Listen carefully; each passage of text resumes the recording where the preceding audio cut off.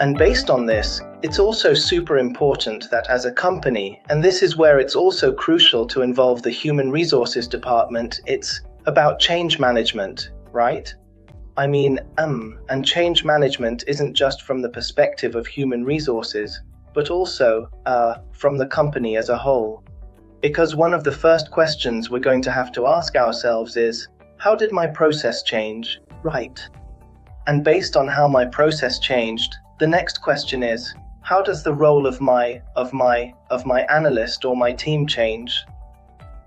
And as a third point, it's also about how the organization changes, right? How this substantial change that we might have is going to impact every aspect of the company.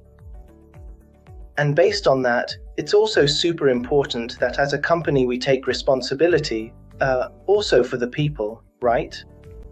And based on that, that's when companies not only need to have an automation strategy, but also a strategy for what we're going to do with people once we automate processes.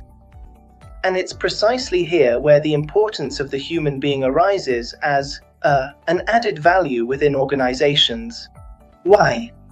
Because people are built, they are made to carry out, at the end of the day, tasks that are much, much more important.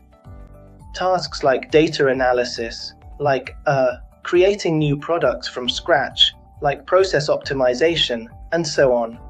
So, precisely, as a company we also need to prepare ourselves to manage this change and, specifically, to plan not just the automation strategy, but the overall business strategy, what we as a company are going to do once we start automating.